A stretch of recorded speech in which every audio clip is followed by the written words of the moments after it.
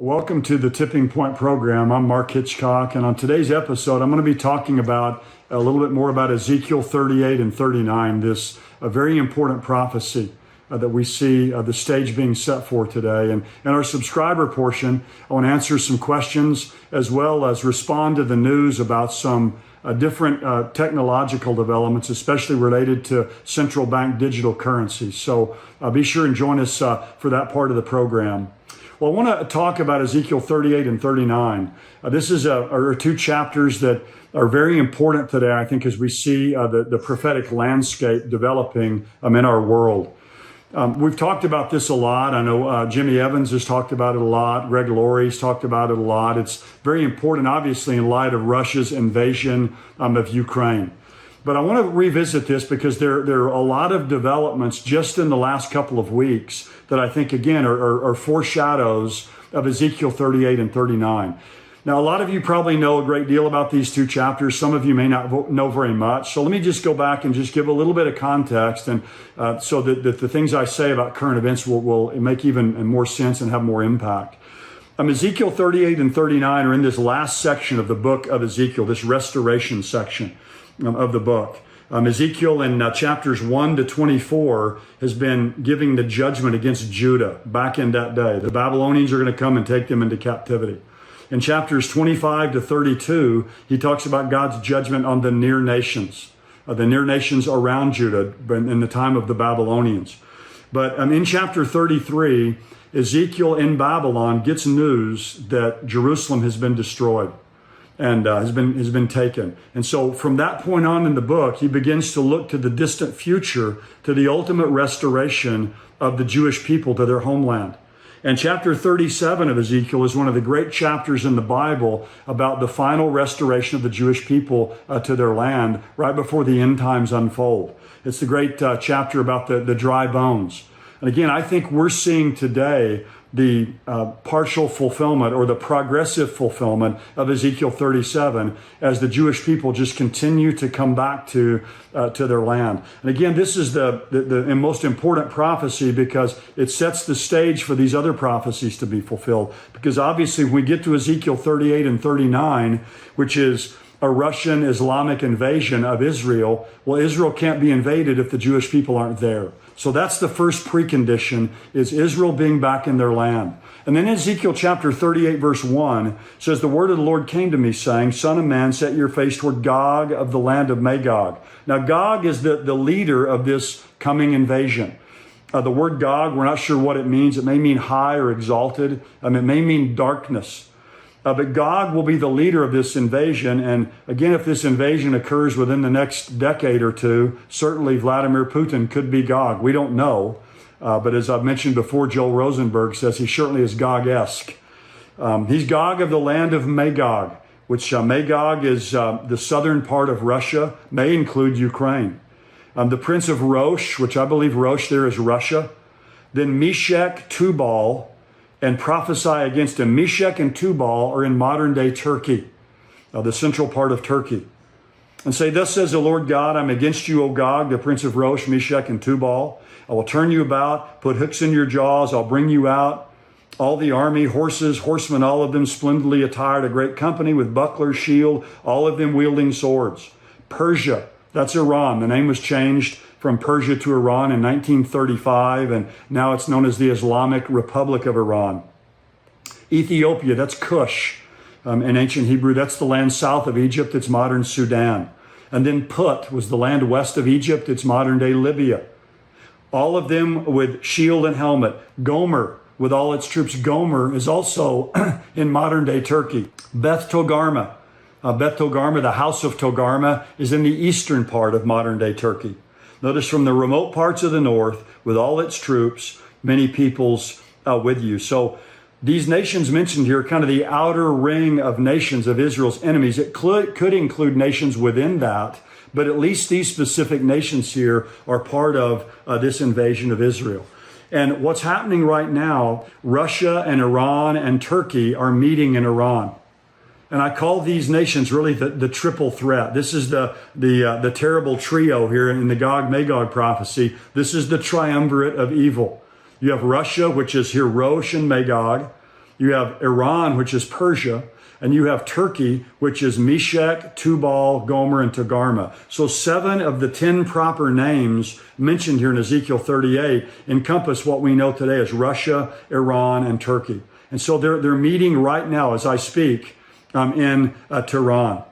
Turkey's President Recep Erdogan will be there to meet with Vladimir Putin of Russia. Now, what we've seen in Ukraine is very consistent with what the Bible says about Gog of the land of Magog in the end times. This aggressive behavior, this expansionist behavior, taking a neighboring country.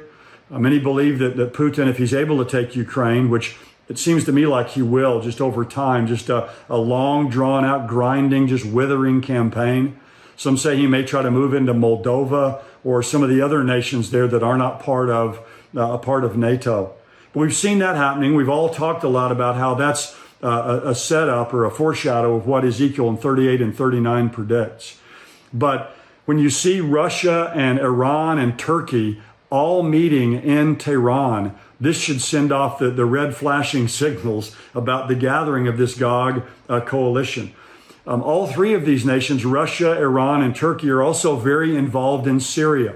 That's going to be a lot of what they're going to talk about there is their involvement in Syria, which obviously is right on the northern border of Israel. Vladimir Putin, this is his first visit since the Ukraine invasion happened. It's his first visit to a foreign country in a long period of time. You know from Jimmy Evans' report last week that Russia is seeking surveillance as well as armed drones from Iran. So again, the ties between these nations are just being cemented more and more. Vladimir Putin, while he's there, is going to meet with the Iranian Ayatollah, who's the real power of the nation. The president there is a man named Raisi. So you have President Raisi, you have Vladimir Putin, and then you have Erdogan, who's the leader of Turkey. But Vladimir Putin's going to meet with the Iranian Ayatollah Khamenei. And just this week as well, Iran themselves have come out and said that they're able now to produce a nuclear weapon. So all of this is happening here at the same time. And this is really what I would call, the Gog coalition that we see primarily coming together. Because the other nations mentioned here, nations like Put or Libya and Ethiopia, which is Cush, which is Sudan, these are kind of smaller players really within this Gog coalition. The main triple threat here is Russia, it's Iran, and it's Turkey. These are these 3 key players that are coming together. On July the 19th, again, which is today, as I'm speaking this video, there's going to be the 7th meeting of the top-level Turkish-Iranian Cooperation Council. So they're meeting for the 7th time. This is a top-level meeting called the Turkish-Iranian Cooperation Council. So Turkey, Iran, Russia, these 3 nations meeting together with this Gog coalition. Now, I want to just make one comment here. There's something else I want to talk about related to current events that's very important that's developing. But I want to talk about something else for a moment, and that is, when is this Gog-Magog invasion going to take place? It tells us, look, Israel's going to be regathered to their land in the end times. At some point in time when Israel's regathered, these nations led by Russia, Iran, and Turkey are going to invade Israel. They're going to come to wipe Israel out. Bible prophecy teachers disagree greatly on the timing of this invasion. In fact, there's been 6 different time periods within the end times that this invasion has been placed, all the way from before the rapture to the end of the millennial reign of Jesus. Again, I won't have time in this video to go into all the different reasons, but I've mentioned this before, but I just want to say this again because I think it's important in this context to say that I think this will happen during the first half of the coming 7-year tribulation period. Many others believe it'll happen before the tribulation, maybe before the rapture, and certainly that's possible. But we have a couple of clues, a couple of chronological clues in Ezekiel 38. It tells us that when this invasion happens, obviously the main precondition is Israel's back in their land. They're living securely in their land. So the precondition, first one is they're there. The second one is, it says they're living prosperously. They're prospering greatly. Well, that's been fulfilled as well. Israel's a prosperous nation. But the third precondition is it says they're going to be at rest and they're going to be living securely. Now, some would say, well, Israel's at rest and secure today. I was just over there 2 years ago. You go to Israel, you feel very safe there. We plan on taking a group there next March, Lord willing. So we go there because we consider it to be a safe place. But when it says here in Ezekiel that they're going to be at rest and living securely, I would say that the Jewish people today in Israel are hardly at rest. I mean, they're on high alert constantly with the enemies that surround them, especially Hezbollah in the north and Hamas and the threats they're receiving from Iran. So it seems to me that this invasion will occur while Israel has their guaranteed peace from the Antichrist. The event that starts the 7-year tribulation is the Antichrist makes a peace treaty with Israel, some kind of guaranteed safety for them. It evidently allows them to either rebuild their temple or to offer sacrifices there on that Temple Mount. So it seems to me that fits best when Israel's at rest and living securely. That's when this invasion will take place. Now, again, many people would say it's going to happen even before the rapture. It could happen any time, which would make what I'm talking about here today even more urgent or imminent. But I see more stage setting that will take place. The rapture will occur. When the rapture occurs, the Antichrist will come on the world scene as the great peacemaker. He'll broker this treaty with Israel, the 7-year treaty. And sometime during that first half of that 3.5 years of this guaranteed peace, Russia, Iran, Turkey, and these other nations will come down into Israel. And it'll be an attack on Israel, but at the same time, it will also be an attack on the Antichrist and these Western powers because they're going to be in treaty with Israel. So it's going to be a subtle attack on them as well. And of course, you can go on and read Ezekiel 38 and 39 and find out how these armies, when they invade Israel, are going to be supernaturally wiped out by God. Well, back to the current events now. We see that the God coalition and how it's being cemented together more and more every day with Russia, Iran, and Turkey. But further on in Ezekiel 38, down in verse 13, we find out about another coalition of nations. Now, these nations are not the attackers. We could call them the objectors. There's a group of nations listed here that object to this Russian, Iranian, Turkish alliance invading Israel. Down in verse 13 of Ezekiel 38, it says, Sheba and Dedan and the merchants of Tarshish with all its villages will say to you, that is, they'll say to Gog, to Russia and these nations invading Israel, have you come to capture spoil? Have you assembled your company to seize plunder, to carry away silver and gold, to take away cattle and goods, to capture a great spoil?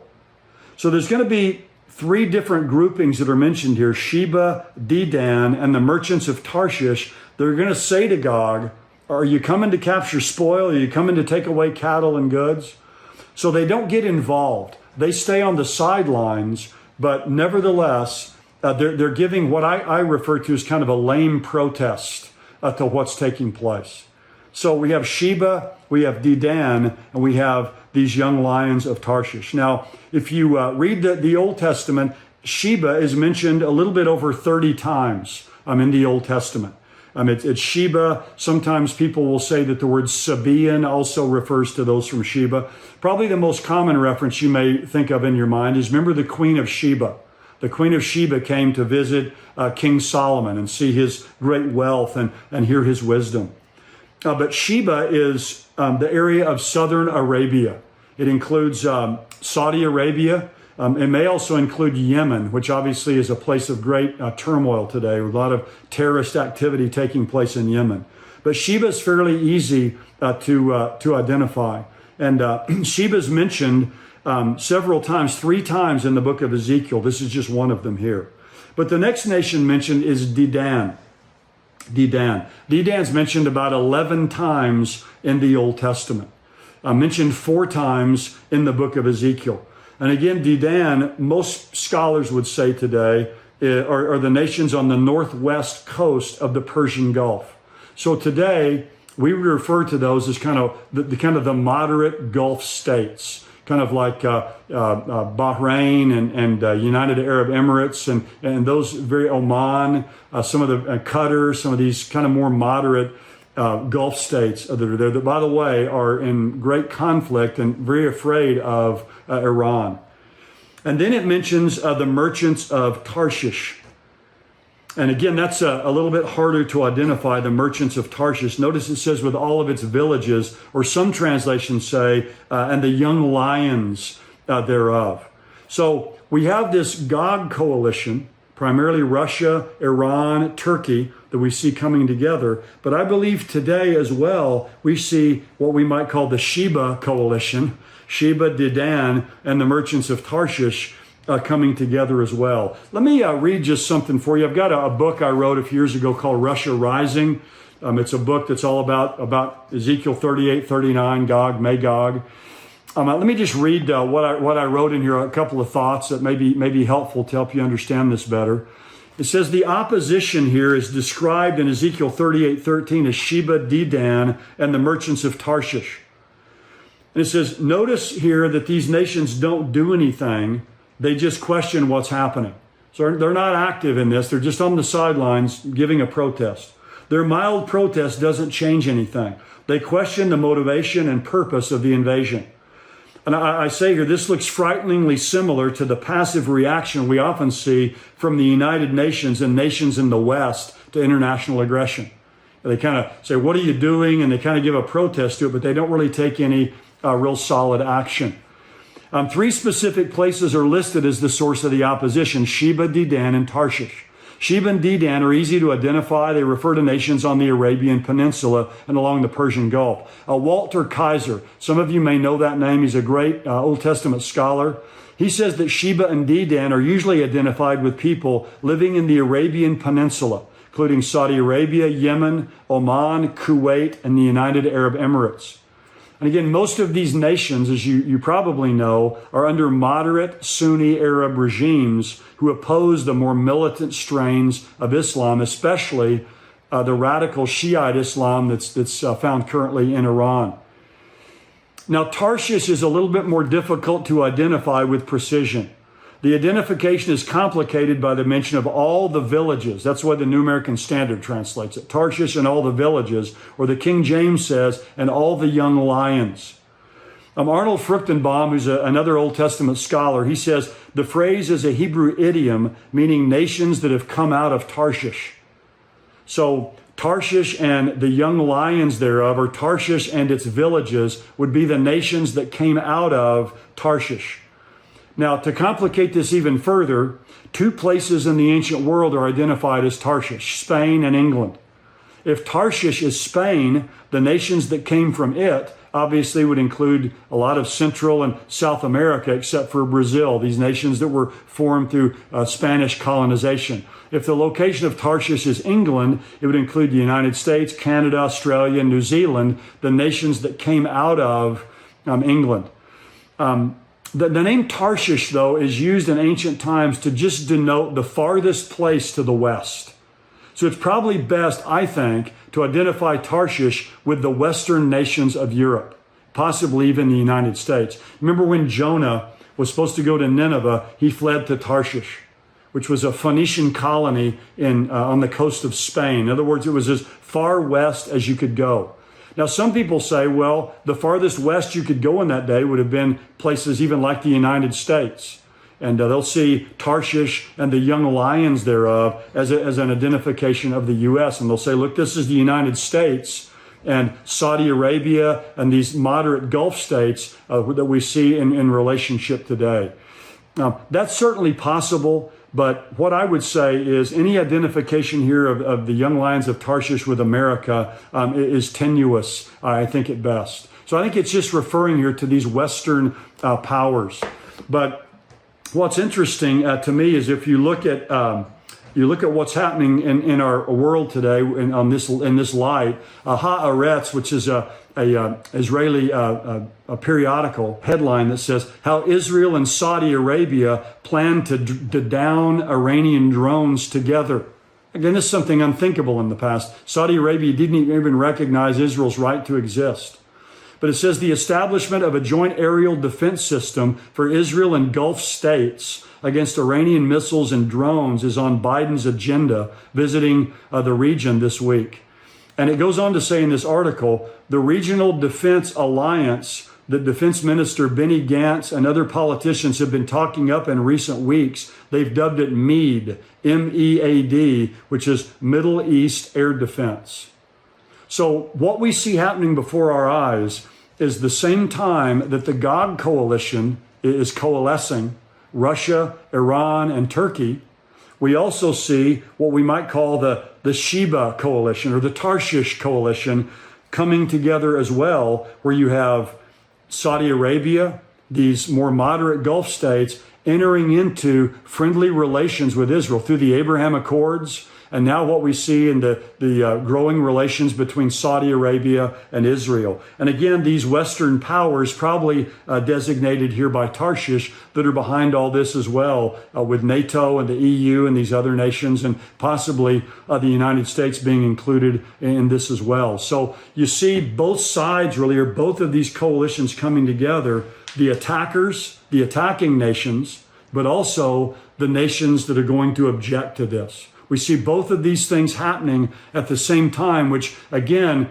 should be a strong indication to us that these events are not too far away from us on the horizon, which means the rapture must be even sooner. And so you and I need to be ready and keep looking up. Well, those of you watching on YouTube, be sure to subscribe to this channel to be notified of all the latest content we have.